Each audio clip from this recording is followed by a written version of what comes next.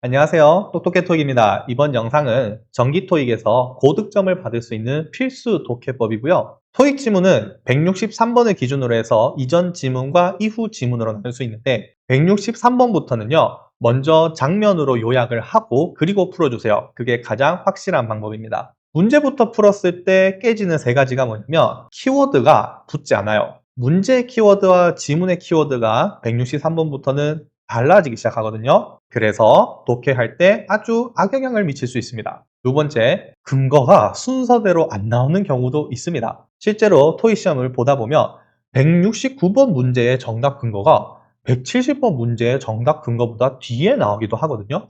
이 모든 것이 변별력 때문에 이루어지는 것이죠. 이제 이러한 문제들이 163번부터는 나올 수 있다. 이렇게 이해해 볼게요. 그리고 세 번째는 다중지문입니다. 다중지문을 잘 하려면은 애초에 지문의 내용들을 잘 요약을 해서 다음 지문까지 끌고 올 수 있어야 되는데 요약하지 않으면 너무 정보가 많아서 끌고 올 수가 없어요. 그래서 키워드가 안 붙을 수 있고 근거가 순서대로 안 나올 수도 있고 다중지문은 연계까지 해야 되기 때문에 지금부터는 장면으로 요약을 해줘야 합니다. 장면으로 요약은 어떻게 하냐면 첫 번째 키워드 박스를 추적을 하는데요. 보통은 주어 동사 쪽을 정독을 하고요. 세부 정보는 속독을 합니다. 두 번째, 키워드 문장 이후에는 이제부터 전부 다 세부 정보라고 이해할게요. 그래서 하나의 키워드 문장과 두세 개의 세부 문장을 더해서 하나의 장면이 만들어지는 거죠. 한마디로 영화의 한 장면을 만드는 거랑 비슷하다고 보시면 됩니다.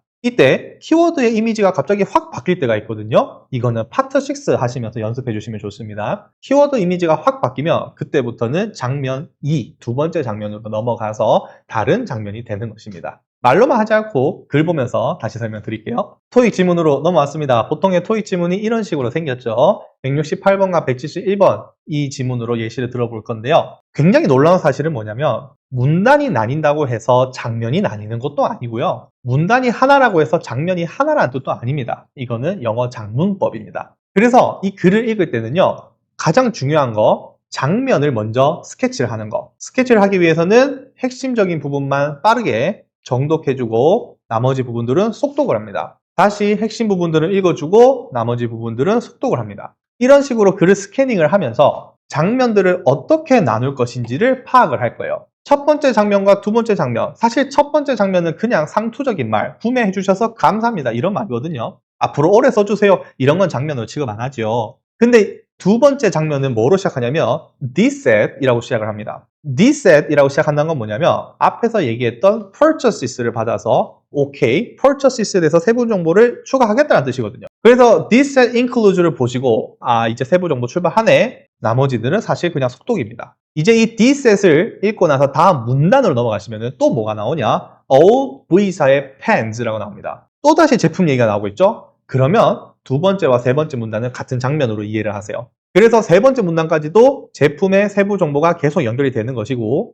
그렇게 해서 확인해 보시면 구성품이 어떻게 되어져 있는지 어떤 특징을 가지고 있는지 또 어떠한 특징을 가지고 있는지 이렇게 세부 정보가 붙습니다. 그리고 난 다음에 마지막으로 하지 말아야 될 것들까지 주의사항까지도 안내를 해주죠. 중요한 건 뭐냐면 이렇게 핵심들을 빠르게 스캔하는 독해를 하시면서 세부 정보들은 정말 눈으로만 스쳐 지나가는 속독을 해주시면 됩니다. 그만큼 이 붉은색에 해당되는 please do not place 이런 부분들에 대한 해석이 정확하게 이루어지셔야겠죠. 마지막으로 또 상투적인 메시지 더 궁금하신 부분은 웹사이트 와주세요 하면서 지문이 마무리가 된 거예요. 이걸 좀 보기 좋게 정리를 제가 좀 다시 해드릴게요. 글 한 편을 3개의 장면으로 나눠봤습니다. 첫 번째 장면 구매 축하 인사 세부 정보 없습니다. 그냥 상투적인 말입니다. 장면 두 번째 여기서 구매품의 세부 정보가 등장을 하죠. 구성품의 종류, 구성품의 사양 이런 식으로 장면이 임의로 나뉘어질 수 있습니다. 그리고 마지막 장면 3번은 안내죠. 웹사이트 오세요. 딱 이렇게만 글을 스캐닝을 하세요. 정독이 아니라 스캐닝을 하는 것이기 때문에 30초 정도만 투자하시면 가능합니다. 평상시에 연습하세요. 이렇게 장면을 나누게 되면 장점이 뭐냐면 문제 풀이할 때 글을 쫓지 않아도 된다는 점입니다. 첫 번째 문제 Why was this information most likely provided? 안내문의 목적인데요. 이 안내문의 목적은 우리 purchases, 그러니까 제품에 대한 글이었었죠. 그렇기 때문에 구매한 제품 관련된 글이니까 이런 키워드를 확인하면서 정답을 B번호를 체크합니다. about an item that was bought. 그러면 구매한 아이템이라는 키워드를 얻을 수가 있죠. 이런 것들이 새로 출시된 이런 키워드와 구별이 되는 겁니다. 자, 정말 어려운 문제들은 이제 이런 문제들부터 출발하는 건데요. 169번입니다. What is there about V Bakeware? 지금 물어보고 싶은 거는 제품에 대한 세부 정보를 문제로 깠어요. 그럼 우리는 이제 어떻게 해야 되느냐? 아까 나눠놨던 장면, 그 장면으로 올라가서 잠깐의 노가다를 합니다. 노가다란 무엇이냐? 어떠한 세부 정보들이 있었는지를 찾아내는 것이죠. 하지만 우리는 장면을 나눠놨기 때문에 어디에서 어떤 세부 정보를 찾아야 되는지 빠르게 이해할 수 있거든요. 그렇게 하다 보면 Every pen is also sized to fit 이라는 그 문장을 다시 한번 찾아주면서 야, 이러면 사이즈에 대한 얘기를 하는 거구나 하면서 정답을 바로 3번으로 표시할 수 있어요. 그리고 비교되고 있는 safe하다, warranty, 그 다음에 warms up faster 이런 것들은 읽어볼 수가 없는 키워드였기 때문에 정답이 안 되는 거죠. 근데 진짜 문제는요. 이 169번의 근거가 실제로 170번 문제보다 뒤에 나온다는 것이죠. 170번 문제입니다. What is suggested about the cake pans? 이번에는 케이크 팬에 대해서 문제가 들어왔는데 이 케이크 팬에 대해서 설명하는 것도 구성품에 대한 것이다 보니까 다시 한번 장면 2에서 결국에는 노가다를 해야 돼요.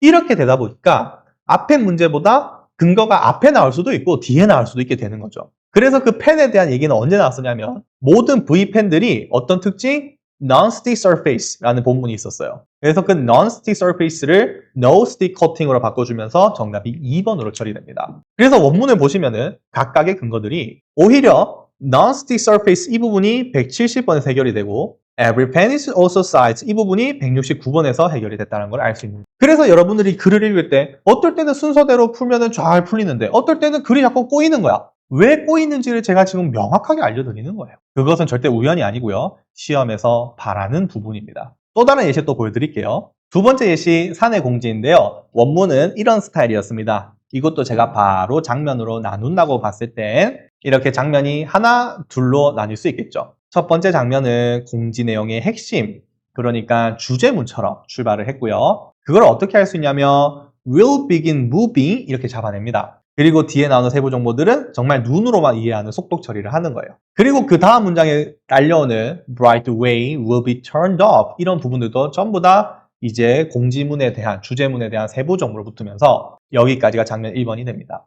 그런데 장면 2번을 보시면은 시작부터 이제 뭐가 나오죠? 직원이 나오기 시작하죠. 각각의 직원들은 셋업해야 합니다. 우리 방금 주제문 얘기하다가 갑자기 직원이 나오기 시작합니다. 이렇게 돼버리면 장면이 나뉘어지는 거죠. 문단이 나뉘어져서가 아니고 말 그대로 장면이 나뉘어졌기 때문에 구별을 짓는 겁니다. 그럼 이제 장면 2는 Its employee must set up로 시작을 했으니까 직원들이 해야 하는 직원들 요청사항, 직원들이 해야 하는 의무사항이라는 장면으로 구별할 수가 있겠죠. 그리고 이제 아래 문장부터는 그 요청사항들에 대한 세부 정보라고 미리 예측을 할 수 있고 그래서 click new user and enter your employee number 이런 걸 봤을 때 막 되게 대단한 정보라기보다는 당연하게 느껴지기 시작하는 거죠. 그래서 그 세부 정보들이 이렇게 클릭을 하세요. 그 다음에 너한테 요청하는 게 이겁니다. 뭘 하고 나서 귀하께서는 뭘 하셔야 됩니다. 글의 흐름만 따는 겁니다. 이게 바로 독해라고 하는 거예요. 그래서 뭘 입력해야 되는지, 뭘 제출해야 되는지, 뭘 바꿔야 되는지까지는 세부 정보이기 때문에 그거는 빨리 문제에 맞춰서 찾아야 된다는 거죠.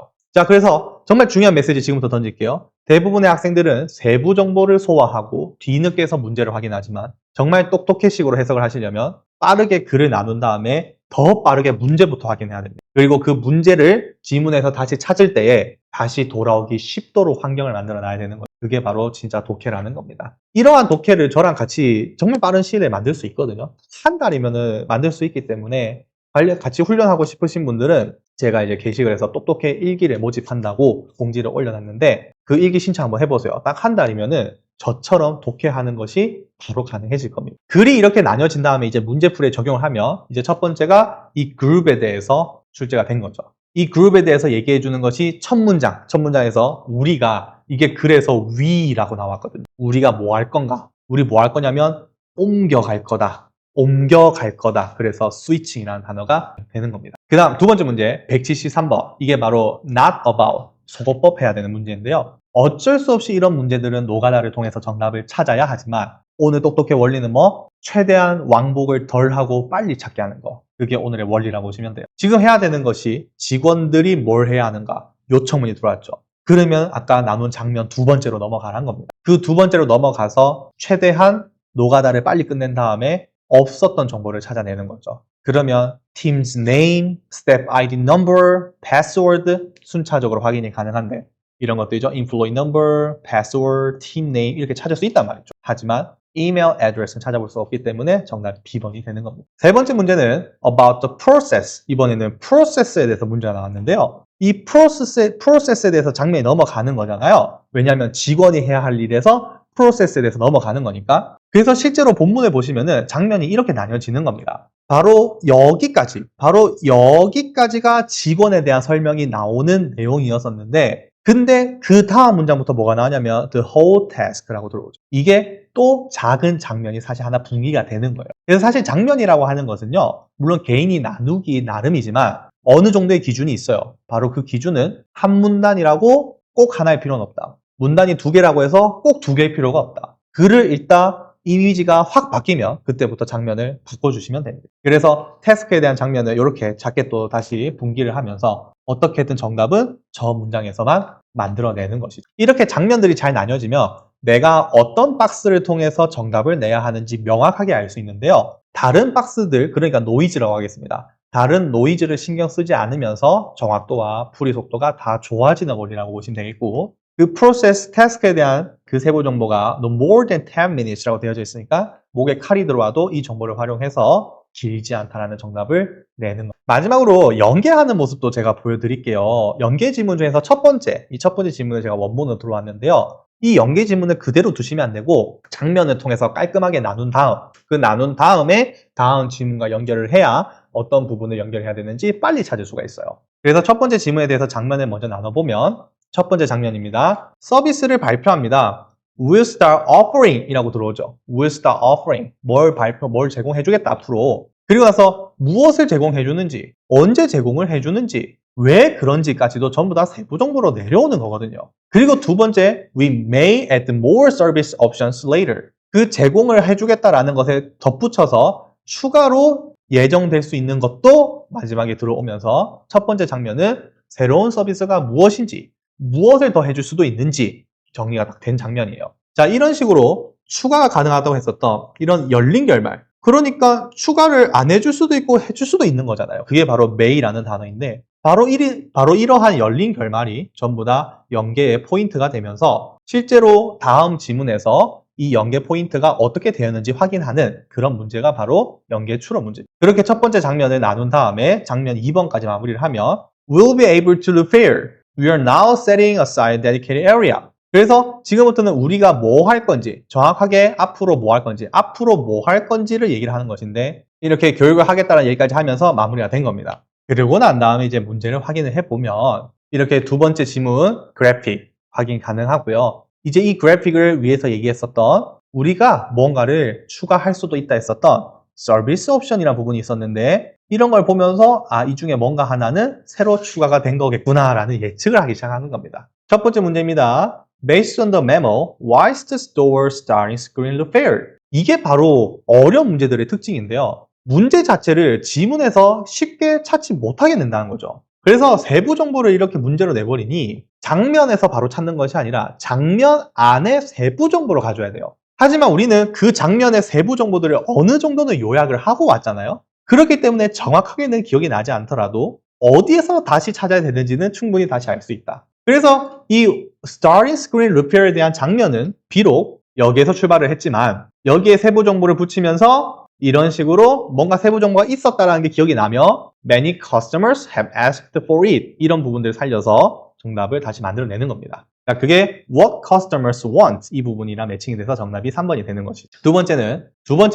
words mentioned about the repair service. 이번에는 서비스에 대한 세부 정보를 원하는 거잖아요. 그 서비스, repair 서비스에 대해서 얘기하는 부분은 첫 번째 지문의 장면 2번에서 나온 will be able to repair 이런 식으로 나온단 말입니다. 그래서 뒤쪽에서 얘기하는 것을 다시 한번 확인을 했을 때 이거는 처음부터 기억하는 게 아니라 다시 확인을 해주는 겁니다. Screens of any size, 사이즈를 강조를 하고 있죠. 그러면 이 문제의 정답도 일단 사이즈에 관련된 선택지를 골라야 된다는 것인데 그게 1번 선택지가 된다. 이 works for screens of all sizes. 무슨 말인지 이해되셨죠? 자, 그 다음 세 번째 문제는 What does MSV say about the sales associates training? 이번에는 트레이닝에 대한 설명을 넣어보면서 이것도 장면 두 번째로 가는 건데 네, 저 associates에 대한 얘기는 쉽게 찾을 수 있게 나오면서 will complete a 1-hour online training session 해서 정답이 되는 거예요. 그래서 뒷번호대라고 해서 모든 문제가 다 어려운 것은 아니고 그 사이사이 중간중간 어려운 문제가 하나씩 들어가게 되는데 그 하나씩 문제들 때문에 전체 독해가 꼬여버리면서 연속된 오답이 나올 수 있다는 겁니다. 그리고 이제 오늘의 하이라이트 바로 이런 장면을 연결한 추론 문제가 되는 거예요. 5월 5일 이후 추가된 것이 무엇이냐? 근데 이게 우리가 첫 장면에서 얘기했었던 초기에 어떠한 옵션이 추가될 수 있다라고 했었던 내용이 있었잖아요. 당연히 기억할 수 없죠. 기억할 수 없기 때문에 장면만 미리 나눠놓고 다시 찾아내는 겁니다. 그래서 다시 찾아내면 이런 말이 있다는 걸 알 수 있죠. In-store pickup, 그 다음에 delivery 이렇게 두 가지 옵션이 있고 그리고 더 추가할 수 있다. 이렇게 들어왔기 때문에 다시 찾아온 다음에 그걸 바로 표와 비교를 해보는 겁니다. In-store pickup, 그 다음에 delivery. 원래는 두 개 있었죠. 근데 새로 추가된 게 in-home install 이라는 게 추가되어 있어요. 바로 이런 부분들이 정답으로 들어가면서 문제 자체가 어렵다기보다는 그 문제를 맞추기 위한 근거 문장으로 가는 길목마다 여러분들을 함정에 빠뜨릴 수 있는 부분들이 너무 많다. 이거를 보완할 수 있는 방법, 해결할 수 있는 유일한 방법은 바로 이 장면 나누는 연습이기 때문에 이 장면 나누기에 대해서 조금 더 같이 훈련을 해보고 싶으신 분들은 제가 올려놓은 확인해서 저랑 같이 꾸준히 공부할 수 있도록 해보세요. 구독, 좋아요 많이 눌러주시고요. 앞으로도 좋은 영상과 그 다음에 좋은 앱까지 계속 보여드리도록 하겠습니다. 이번 영상은 여기서 마무리 짓겠습니다. 수고하셨습니다.